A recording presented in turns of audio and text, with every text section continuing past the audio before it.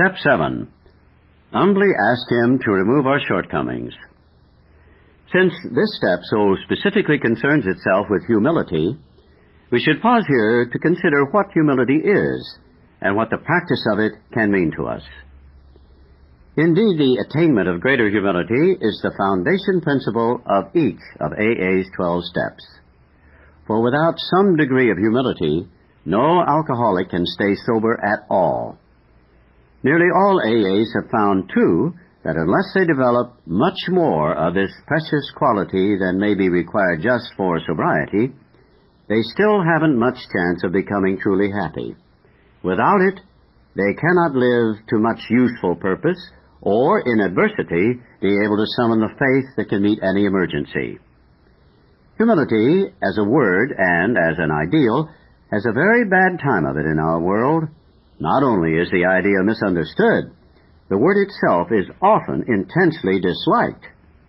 Many people haven't even a nodding acquaintance with humility as a way of life. Much of the everyday talk we hear, and a great deal of what we read, highlights man's pride in his own achievements. With great intelligence, men of science have been forcing nature to disclose her secrets. The immense resources now being harnessed promise such a quantity of material blessings that many have come to believe that a man-made millennium lies just ahead. Poverty will disappear, and there will be such abundance that everybody can have all the security and personal satisfactions he desires. The theory seems to be that once everybody's primary instincts are satisfied, there won't be much left to quarrel about. The world will then turn happy and be free to concentrate on culture and character. Solely by their own intelligence and labor, men will have shaped their own destiny. Certainly no alcoholic, and surely no member of AA, wants to deprecate material achievement. Nor do we enter into debate with the many who still so passionately cling to the belief that to satisfy our basic natural desires is the main object of life. But we are sure that no class of people in the world ever made a worse mess of trying to live by this formula than alcoholics. For thousands of years, we've been demanding more than our share of security, prestige, and romance. When we seemed to be succeeding, we drank to dream still greater dreams. When we were frustrated, even in part, we drank for oblivion. Never was there enough of what we thought we wanted. In all these strivings, so many of them well-intentioned, our crippling handicap had been our lack of humility. We had lacked the perspective to see that character building and spiritual values had to come first, and that material satisfactions were not the purpose of living. Quite characteristically, we had gone all out in confusing the ends with the means.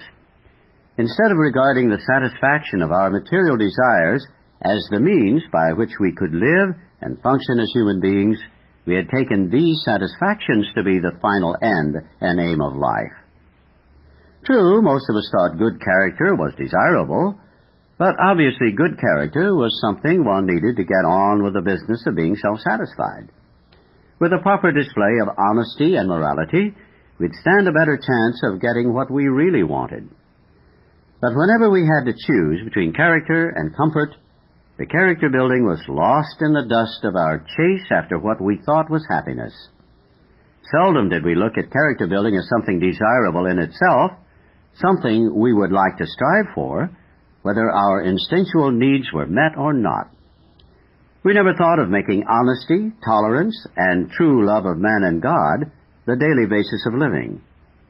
This lack of anchorage to any permanent values, this blindness to the true purpose of our lives, produced another bad result. For just so long as we were convinced that we could live exclusively by our own individual strength and intelligence, for just that long was a working faith in a higher power impossible. This was true even when we believed that God existed. We could actually have earnest religious beliefs which remained barren because we were still trying to play God ourselves. As long as we placed self-reliance first, a genuine reliance upon a higher power was out of the question. That basic ingredient of all humility, a desire to seek and do God's will, was missing. For us, The process of gaining a new perspective was unbelievably painful. It was only by repeated humiliations that we were forced to learn something about humility.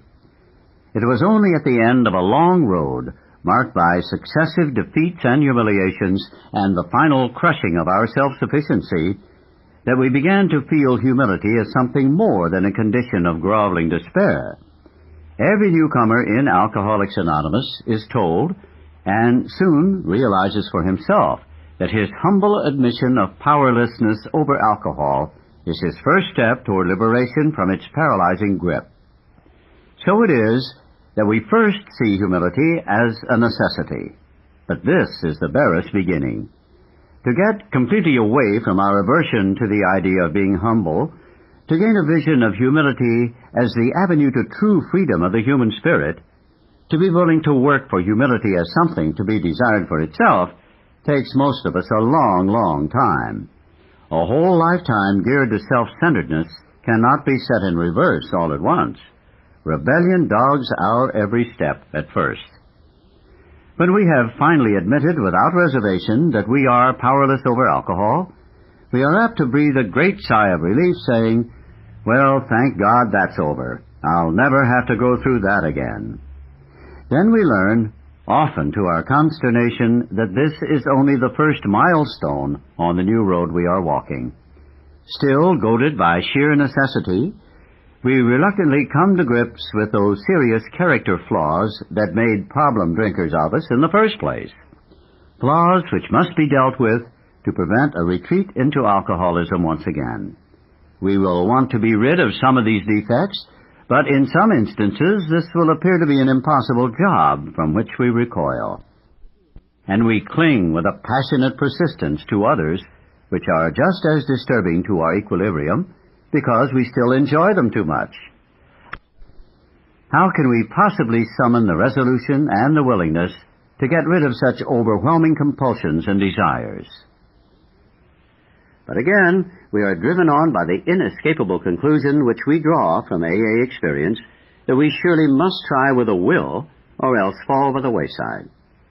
At this stage of our progress, we are under heavy pressure and coercion to do the right thing. We are obliged to choose between the pains of trying and the certain penalties of failing to do so. These initial steps along the road are taken grudgingly, yet we do take them.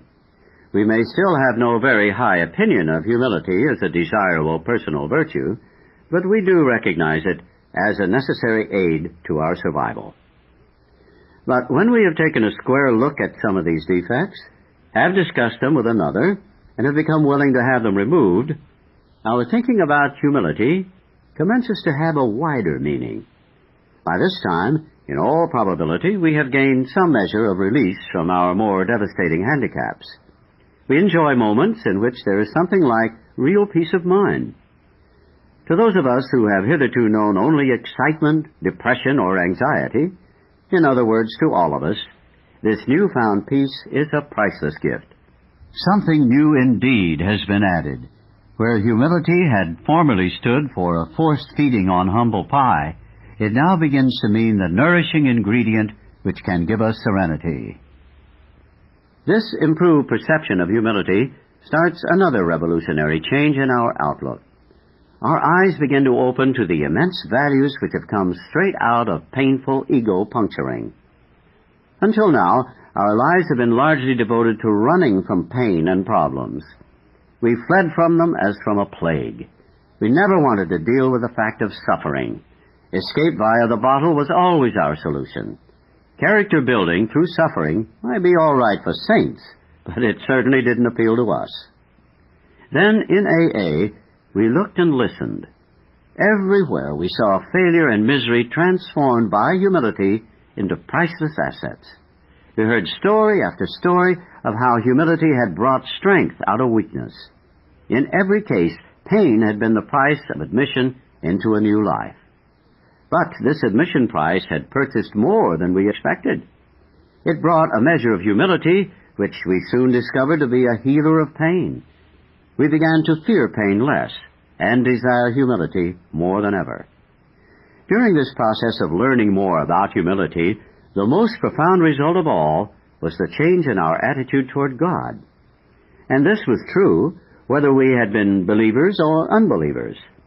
We began to get over the idea that the higher power was a sort of bush league pinch hitter, to be called upon only in an emergency.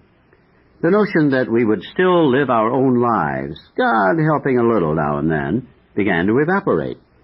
Many of us who had thought ourselves religious awoke to the limitations of this attitude. Refusing to place God first, we had deprived ourselves of His help.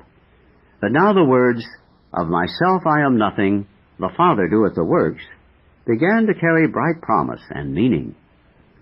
We saw we needn't always be bludgeoned and beaten into humility.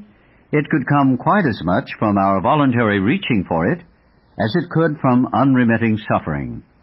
A great turning point in our lives came when we sought for humility as something we really wanted, rather than as something we must have.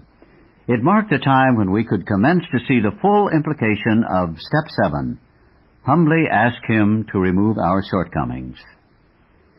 As we approach the actual taking of Step 7, it might be well if we AAs inquire once more just what our deeper objectives are. Each of us would like to live at peace with himself and with his fellows. We would like to be assured that the grace of God can do for us what we cannot do for ourselves. We have seen that character defects, based upon short-sighted or unworthy desires, are the obstacles that block our path toward these objectives. We now clearly see that we have been making unreasonable demands upon ourselves, upon others, and upon God. The chief activator of our defects has been self-centered fear, primarily fear that we would lose something we already possessed or would fail to get something we demanded. Living upon a basis of unsatisfied demands, we were in a state of continual disturbance and frustration. Therefore, no peace was to be had unless we could find a means of reducing these demands.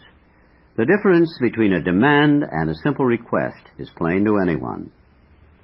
The seventh step is where we make the change in our attitude which permits us, with humility as our guide, to move out from ourselves toward others and toward God. The whole emphasis of Step 7 is on humility. It is really saying to us that we now ought to be willing to try humility in seeking the removal of our other shortcomings, just as we did when we admitted that we were powerless over alcohol and came to believe that a power greater than ourselves could restore us to sanity. If that degree of humility could enable us to find the grace by which such a deadly obsession could be banished, then there must be hope of the same result respecting any other problem we could possibly have.